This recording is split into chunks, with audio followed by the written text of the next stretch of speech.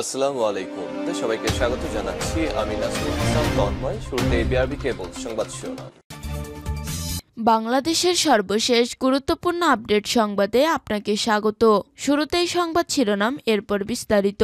শুরুতেই জানিয়ে দিব, ব্রাহ্মণবাড়িয়ায় বিএসএফের বিরুদ্ধে বাংলাদেশিকে পিটিয়ে হত্যার অভিযোগ। ব্রাহ্মণবাড়িয়ার বিজয়নগর সীমান্তে বিএসএফের বিরুদ্ধে মুরাদুর রহমান মুন্না নামে এক যুবককে পিটিয়ে হত্যার অভিযোগ করেছে নিহতের স্বজনেরা।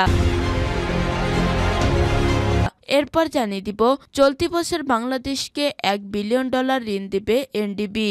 বিশ্বের উদীয়মান অর্থনীতির দেশগুলোর জোট ব্রিক্স প্রতিষ্ঠিত সাংহাই ভিত্তিক বহুপাক্ষিক ঋণদাতা প্রতিষ্ঠান নিউ ডেভেলপমেন্ট ব্যাংককের এনডিবি চলতি বছর বাংলাদেশের উন্নয়ন প্রকল্পে $1 বিলিয়ন ঋণ দেওয়ার পরিকল্পনা রয়েছে। এদিকে শিগগিরই 5.5 লাখ রোহিঙ্গার নাম যাচাই বাছাই শুরু করবে মিয়ানমার। ডক্টর খলিলুর রহমান আগামী 2 বছরের চেয়ারম্যান হিসেবে ডক্টর মোহাম্মদ ইউনূস বিমসটেককে আরও কার্যকর ও গতিশীল করতে প্রতিশ্রুতিবদ্ধ বলে জানিয়েছেন প্রধান উপদেষ্টার high representative doctor Khalilur Rahman. এরপর জানিয়ে দিব, বিচারপতি নাইমা হায়দারের বেপরোয়া দুর্নীতি। আলোচিত বিচারপতি নাইমা হায়দারের বিরুদ্ধে দলীয় আনুগত্য, ঘুষ, দুর্নীতি, অনৈতিকতা ও ফরমাইশি রায়ের অভিযোগের তদন্ত করছে সুপ্রিম জুডিশিয়াল কাউন্সিল। এদিকে সাবেক এমপি মোরশেদ আলম গ্রেপ্তার। সাবেক এমপি ও বেঙ্গল গ্রুপ চেয়ারম্যান মোরশেদ আলমকে গ্রেপ্তার করা হয়েছে। মঙ্গলবার 8 এপ্রিল রাতে রাজধানীর গুলশান থেকে তাকে গ্রেপ্তার করে ডিবি।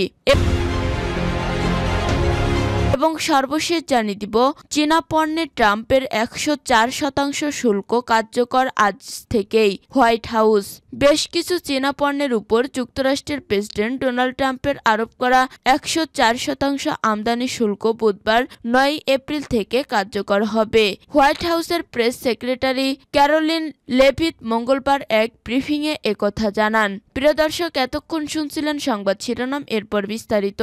তবে তার আগে বন্ধু জানিয়ে দিন আপনি কোন স্থান থেকে আমাদের সংবাদটি দেখছেন এবং শুনছেন। জানিয়ে দিন এই সংবাদ সম্পর্কে আপনার মূল্যবান মতামত। আর বন্ধু, আপনি যদি আমাদের চ্যানেলে নতুন হয়ে থাকেন তাহলে ভিডিওটি দেখতে দেখতে চ্যানেলটি সাবস্ক্রাইব করে রাখুন, যাতে করে আমাদের পরবর্তী সংবাদগুলো সবার আগে আপনার কাছে পৌঁছে যায়। এবারে বিস্তারিত। ব্রাহ্মণবাড়িয়ায় বিএসএফের বিরুদ্ধে বাংলাদেশিকে পিটিয়ে হত্যার অভিযোগ। ব্রাহ্মণবাড়িয়ায় বিজয়নগর সীমান্তে বিএসএফের বিরুদ্ধে মুরাদুর রহমান মুন্না নামে এক যুবককে পিটিয়ে হত্যার অভিযোগ করেছে নিহতের স্বজনরা। মঙ্গলবার 9 এপ্রিল সন্ধ্যায় উপজেলার পাহাড়পুর ইউনিয়নের সেজামরা সীমান্তের 0 পয়েন্টে এ ঘটনা ঘটে। নিহত মুন্না ওই গ্রামের মৃত ফজলুর রহমানের ছেলে। তার মরদেহ ময়নাতদন্তের জন্য জেলা সদর হাসপাতালের মর্গে রাখা হয়। নিহতের পরিবার অভিযোগ করে বলেন, বিকেলের দিকে মুন্না তার ধানি জমি দেখতে সেজামরা সীমান্তের কাছে যান। এ সময় ভারতীয় সীমান্তরক্ষী বাহিনীর কয়েকজন তাকে ধরে নিয়ে যায়। পরে তাকে পিটিয়ে গুরুতর আহত করে বাংলাদেশ সীমান্তে ফেলে রেখে চলে যায়। পরে বিজিবি সদস্যরা তাকে আহত অবস্থায় উদ্ধার করে পরিবারের কাছে পৌঁছে দেয়। এ সময় তাকে গুরুতর অবস্থায় ব্রাহ্মণবাড়িয়া জেনারেল হাসপাতালে নিয়ে আসলে কর্তব্যরত চিকিৎসক তাকে মৃত ঘোষণা করে। তারা এ ঘটনায় সরকারের কাছে বিচার দাবি করেছেন। ব্রাহ্মণবাড়িয়ায় 250 শয্যা বিশিষ্ট জেনারেল হাসপাতালের চিকিৎসক ডাক্তার আরাফাত বলেন, হাসপাতালে আনার পর তার শারীরিক পরীক্ষা নিরীক্ষা শেষে মৃত ঘোষণা করা হয়। তার মরদেহ ময়না তদন্তের জন্য হাসপাতালে মর্গে রাখা হয়েছে। সরাইল 25 বিজিবির অধিনায়ক lieutenant colonel pharaoh Mohammad Imtiaz বলেন, যতটুকু খবর পেয়েছি, মুরাদ নামে একজন অবৈধভাবে সীমান্ত অতিক্রম করে ভারতে প্রবেশ করেছিল। সে কি কারণে সীমান্ত অতিক্রম করেছিল, বিএসএফ তাকে ধরেছে কিনা না অন্য কেউ মেরেছে তা এখনো জানা যায়নি। ঘটনাটি তদন্ত চলছে। বিজিবির টহল টিমের বরাত দিয়ে তিনি আরো বলেন, মুরাদ ভারতে অবৈধভাবে প্রবেশের পর সুস্থভাবে ফিরে এসেছিল। তখন তাকে দেখতে পেয়ে স্থানীয় একজনের মাধ্যমে বাড়িতে পৌঁছে দেওয়া হয়। বিএসএফ এর সাথে কথা বলে আরো বিস্তারিত জানার চেষ্টা চলছে। চলতি বছর বাংলাদেশকে $1 বিলিয়ন ঋণ দেবে এনডিবি। বিশ্বের উদীয়মান অর্থনীতির দেশগুলোর জোট ব্রিকস প্রতিষ্ঠিত সাংহাই ভিত্তিক বহুপাক্ষিক ঋণদাতা প্রতিষ্ঠান নিউ ডেভেলপমেন্ট ব্যাংকের এনডিবি চলিত বছর বাংলাদেশের উন্নয়ন প্রকল্পে $1 বিলিয়ন ঋণ দেওয়ার পরিকল্পনা রয়েছে। এনডিবির ভাইস প্রেসিডেন্ট ভ্লাদিমির কাজবেকভ জানান, expanded Dhaka city water supply রেজিলিয়েন্টার প্রকল্প বাস্তবায়নের জন্য $320 মিলিয়ন অনুমোদন করা হয়েছে। তবে বাংলাদেশের উন্নয়ন চাহিদার কথা মাথায় রেখে এবছর তারা এই অর্থায়ন পরিমাণ 3 গুণেরও বেশি করতে চায়। মঙ্গলবার ঢাকায় রাষ্ট্রীয় অতিথি ভবন যমুনায় অন্তর্বর্তী সরকারের প্রধান উপদেষ্টা অধ্যাপক মোহাম্মদ ইউনূসের সঙ্গে সাক্ষাৎকালে ভ্লাদিমির কাজকেভভ একথা বলেন। প্রধান উপদেষ্টা নতুন এই বহুপাক্ষিক ঋণদাতা প্রতিষ্ঠানের ভূমিকাকে সাধুবাদ জানিয়েছেন বলে এটি বাংলাদেশের অবকাঠামো উন্নয়নে উল্লেখযোগ্য অবদান রাখতে পারে। কাজবেকভ বলেন, বাংলাদেশের গ্যাস খাতের অবকাঠামোগত উন্নয়নে বড় ধরনের সহায়তা দেওয়ার প্রতিশ্রুতিও রয়েছে এনডিবির। তিনি আরও বলেন, দেশের বেসরকারি খাতে সক্ষমতা বাড়াতে ব্যাংকটি উল্লেখযোগ্য পরিমাণে ঋণ দিতে আগ্রহী। বাংলাদেশের প্রধান উপদেষ্টা জোর দেন, আবাসনসহ সামাজিক অবকাঠামোতে ঋণ দেওয়ার পর বিশেষ করে দেশের বিভিন্ন অর্থনৈতিক অঞ্চলে কর্মরত হাজার হাজার শ্রমিকের জন্য।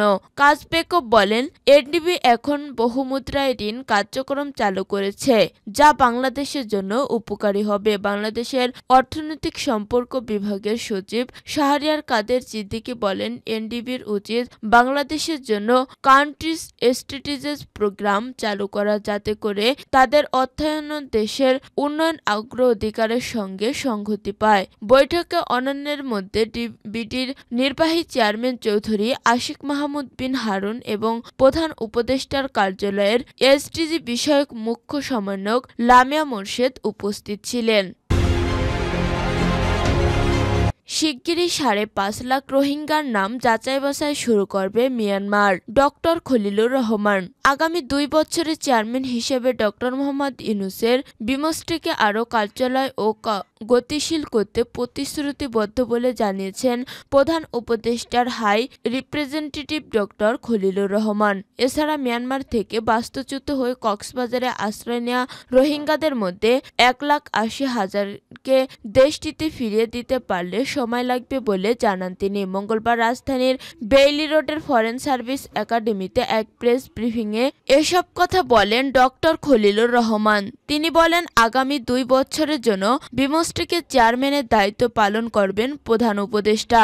তিনি বিমসটেকের চেয়ারম্যানের দায়িত্ব পালনকালে সমুদ্রপথে আঞ্চলিক যোগাযোগ বৃদ্ধির মাধ্যমে সবাই উপকৃত হবে। বিমসটেকের সদর দপ্তর বর্তমানে ঢাকায় অবস্থিত। আমরা আশাবাদী যেসব দেশ মিলে আমরা একসঙ্গে কাজ করতে পারব। বিমসটেক সদস্য দেশগুলোর মধ্যে বহুল আলোচিত মুক্ত বাণিজ্য চুক্তির এফটিএ বিষয়ে অগ্রগতি হয়নি উল্লেখ করে ডক্টর খলিলুর রহমান বলেন, তবে ঢাকা এই প্রক্রিয়া ত্বরান্বিত করার উদ্যোগ নেবে। সম্মেলনের সময় সদস্য দেশগুলোর মধ্যে সামুদ্রিক পরিবহন সহযোগিতা সংক্রান্ত একটি চুক্তি স্বাক্ষরিত হয়েছে বলেও জানান তিনি। প্রধান উপদেষ্টার হাই রিপ্রেজেন্টেটিভ বলেন, আমরা আশা করছি যে সামুদ্রিক পরিবহন, বন্দর ব্যবস্থাপনা এবং আঞ্চলিক সহযোগিতা আরও জোরদার হবে। সদস্য দেশগুলোর মধ্যে সংযোগ বৃদ্ধি পাবে। 2 বছরের জন্য বঙ্গোপসাগরীয় দেশগুলোর আঞ্চলিক সহযোগিতা জোটের বিমসটেক চেয়ারম্যানশিপ গ্রহণ করেছে বাংলাদেশ। মিয়ানমার কর্তৃপক্ষ শিগগিরই 5.5 লাখ রোহিঙ্গার নাম যাচাই বাছাই শুরু করবে বলে জানিয়ে ডক্টর খলিলুর রহমান জানান, তিনি ব্যাংককে অনুষ্ঠিত 6ষ্ঠ বিমসটেক সম্মেলনের ফাঁকে মিয়ানমারের উপ প্রধানমন্ত্রী ও পররাষ্ট্রমন্ত্রী উ থান সিউ এর সঙ্গে বৈঠক করেছেন। বিচারপতি নাইমা হায়দারের বেপরোয়া দুর্নীতি। আলোচিত বিচারপতি নাইমা হায়দারের বিরুদ্ধে দলীয় আনুগত্য, ঘুষ, দুর্নীতি, অনৈতিকতা ও ফরমাইশি রায়ের অভিযোগের তদন্ত করছে সুপ্রিম জুডিশিয়াল কাউন্সিল। সরকারি সম্পত্তির হাতবদল থেকে শুরু করে তার বিদেশে সম্পদ গড়া নিয়েও প্রশ্ন উঠেছে। আইনজীবীদের দাবি, এসব অভিযোগে দ্রুত তদন্ত করে তার বিরুদ্ধে ব্যবস্থা নেওয়া জরুরি। বিচারপতি নাইমা হায়দার 1991 সালে আওয়ামী লীগ দলের প্রেসিডেন্ট প্রার্থী প্রার্থী বিচারপতি বদরুল হায়দার চৌধুরীর মেয়ে। জুলাই আগস্ট বিপ্লবে ফ্যাসিস্ট হাসিনা পতনের পরিবর্তে যে কয়জন বিচারপতিকে বিচারকার্য থেকে বিরত রাখা হয়েছে তার মধ্যে অন্যতম তিনি। আমার দেশের অনুসন্ধানে তার বিতর্কিত কর্মকাণ্ডগুলো উঠে এসেছে। উল্লেখ্য, নাইমা হায়দার 2009 সালের 30 জুন হাইকোর্ট বিভাগের অতিরিক্ত বিচারক হিসেবে নিয়োগ পান এবং 2011 সালের 30 জুন একই বিভাগের নিয়মিত বিচারক হন। আওয়ামী কোর্টের বিচারপতি আওয়ামী লীগের অত্যন্ত বিশ্বস্ত হিসেবে পরিচিত ছিলেন নাইমা হায়দারের বাবা বদরুল হায়দার চৌধুরী। প্রধান বিচারপতি হিসেবে অবসরের পর তাকে আওয়ামী লীগ মনোনীত প্রেসিডেন্ট প্রার্থী হিসেবে মনোনয়ন দেওয়া হয়। আওয়ামী কোর্টে নাইমা হায়দারের বিচারপতি নিয়োগ পাওয়ার এটি ছিল প্রধান কারণ। 90-এর গণঅভ্যুত্থানে এরশাদের পতনের পর 1991 সালের 8 অক্টোবর বাংলাদেশের রাষ্ট্রপতি নির্বাচিত অনুষ্ঠিত হন। সংসদীয় ব্যবস্থায় ফেরার পর এটি ছিল তার প্রথম